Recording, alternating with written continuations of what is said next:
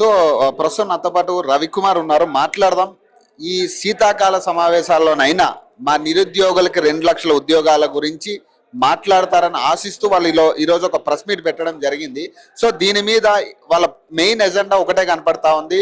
2 లక్షల ఉద్యోగాల మీద అసెంబ్లీలో చర్చ జరగాల్సిందే. అటు ప్రతిపక్షాలు అవ్వచ్చు, ఇటు పాలక వర్గం కావచ్చు, రెండు ప్రభుత్వాలు కూడా మా పరిస్థితి గురించి అసెంబ్లీలో లేవనెత్తాలి. అలాగే సంక్రాంతి తర్వాత, ఒకవేళ ఇప్పుడు గనక లేవనెత్తకపోతే సంక్రాంతి తర్వాత ప్రధాన ఎజెండా కాంగ్రెస్ పార్టీ గద్దె దించడమే అనేది వాళ్ళు కరాఖండిగా చెప్తా ఉన్నారు. ఒకసారి మాట్లాడదాం. ప్రధానంగా అంటే ఇప్పటి వరకు కూడా మీరు ప్రెస్ మీట్లు పెడతానే ఉన్నారు, మాట్లాడుతున్నారు.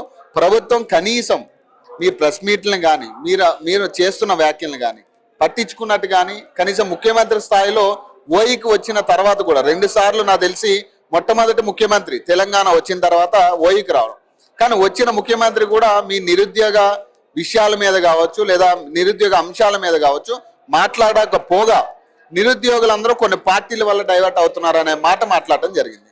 ఏం చెప్తారు? ఇది ప్రధానంగా ఆలోచన చేయాల్సిన విషయం ఏంటంటే, ఇది రాజకీయపరమైన అంశం కాదు. నిరుద్యోగ అంశం అనేది సామాజిక పరమైన అంశం, సామాజిక విధానమైన అంశం. అటువంటి సామాజిక విధానమైన అంశాన్ని ప్రతిసారి ఆ రాజకీయ పులుము ఊస్తూ, రాజకీయ రంగు ఊస్తూ ఈ యొక్క ఇష్యూని డైవర్ట్ చేసే ప్రయత్నం చేస్తూ ఉన్నారు. ఎందుకంటే వీరు ఎట్లా ఉందంటే పరిస్థితి, ఒక చిన్న ఎగ్జాంపుల్ ఏంటంటే, పెట్టాడు పోయాడు అన్నట్లు. వీడు పెట్టాడు, మనకు పోయాడు అంటే దీని మీనింగ్ ఏంటంటే మనకు అసలు నోటిఫికేషన్లు ఇవ్వకపోగా డైవర్ట్ చేయడంతో పాటు ఇంకోటి కూడా చేస్తున్నాడు రేవంత్ రెడ్డి. నిరుద్యోగులకు 60 లక్షలు ఇచ్చినామని, 60,000 ఇచ్చినామని, 70,000 ఇచ్చినామని, 80,000 ఇచ్చినామని ఒక్కొక్క 6 నెలలకు, ఒక్కొక్క 4 నెలలకు, ఒక్కొక్క 2 నెలలకు సంఖ్యలు పెంచుకుంటూ వద్దు నిరుద్యోగులని అబాసు పాలు చేస్తున్నాడు. నిరుద్యోగులని బ్లేమ్ చేస్తున్నాడు. ఎట్లా బ్లేమ్ చేస్తున్నాడు అంటే, అసలు నోటిఫికేషన్ ఇవ్వలేదు, కానీ 50,000 ఉద్యోగాలు అంటాడు. నోటిఫికేషన్ ఇవ్వలేదు. 60,000 ఉద్యోగాలు అంటారు, నోటిఫికేషన్ ఇవ్వలేదు. 70,000 ఉద్యోగాలు అంటారు. బయట చూసిన వాళ్ళు ఏమంటారు, ముఖ్యమంత్రి మాటకు విలువ ఉంటుంది. బయట చూసిన వాళ్ళు ఏమంటారు, నిజంగా 60,000 ఇచ్చిండ్రేమో, నిజంగా 70,000 ఇచ్చిండ్రేమో అని చెప్తూ, ఆ బయట చూసిన వాళ్ళు ఏమంటారు, 70,000 ఉద్యోగాలు వస్తే ఒక్క ఉద్యోగం రాదని చెప్పేసి నిరుద్యోగులు ఈ రకంగా టార్గెట్ చేస్తూ మానసికంగా హింసిస్తూ ఉన్నారు. ఈ రకంగా హింసించడం అనేది చాలా తప్పుడు ఆలోచన. ఇటువంటి ఆలోచన, నీ రాజకీయపరమైన ఆలోచనకు మమ్మల్ని, నీ రాజకీయపరమైన వెసులుబాటుకు మమ్మల్ని బ్లేమ్ చేస్తున్నారు. మీరు ఇన్ని ప్రెస్ మీట్లు పెడతా ఉన్నారు, మరి 2 లక్షల ఉద్యోగాలు ఎక్కడ అంటూ కూడా మీరు సవాల్ చేసే పరిస్థితి కూడా ఉంది. కానీ ఎక్కడా కూడా ప్రభుత్వం నుంచి కనీసం ఇసరంతైనా కూడా రియాక్షన్ లేదు కదా ఈ ఉద్యోగాల మీద ప్రధానంగానే. అదే లేదు. ఎందుకు లేదంటే, నిరుద్యోగులు అవసరం ఉన్న ఆడుకొని దాన్ని వదిలేసిండ్రు. మమ్మల్ని వాడుకొని వదిలేసిన పరిస్థితి మనకు కనబడతా ఉంది. మీరు ఆ తర్వాత ఎక్కడ కూడా మమ్మల్ని పట్టించుకునే పాపన పోలేదు. ఎందుకు పట్టించుకోవట్లేదంటే, ఇప్పుడు ఎలక్షన్స్ లేవు కాబట్టి మాతో అవసరం లేదు. ఎలక్షన్స్ ఉన్నాయి కాబట్టి మా యొక్క విధానం అవసరం లేదు. ఓన్లీ వాళ్ళకి ఇప్పుడు ఏంది, రియల్ ఎస్టేట్ దందాలు కావాలి.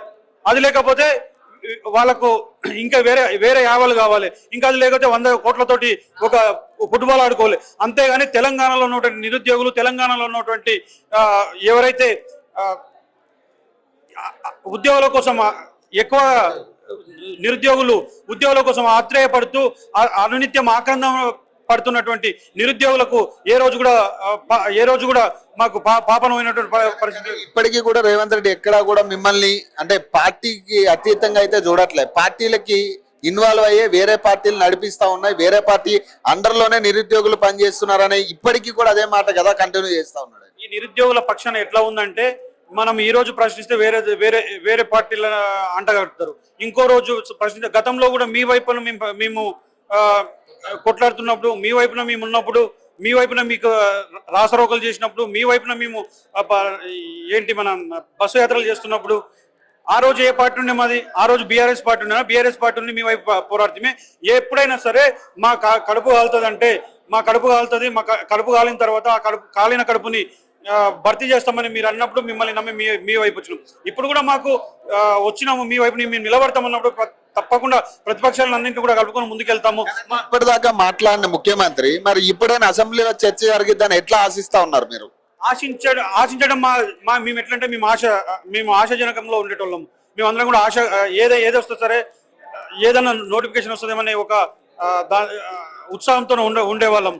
ఈ రకంగా మాట్లాడతాడేమో అని చెప్పేసి ఒక రకమైన ప్రెజర్ బిల్డ్ చేయాలనే ధోరణితోనే మేము ఈరోజు ఈ రోజు ప్రెస్ మీట్ పెట్టినాం. రేపు జరగబోయే కార్యక్రమాలన్నింటి కూడా మునుముందు కార్యక్రమాలు ఇదే అసెంబ్లీ సెషన్ లోనే అతిపెద్ద కార్యక్రమం చేస్తున్నాం. దానికి ఏం జరిగినా కూడా ఆ బాధ్యత కాంగ్రెస్ పార్టీ బాధ్యత తీసుకోవాల్సిన పరిస్థితి ఏర్పడుతుంది.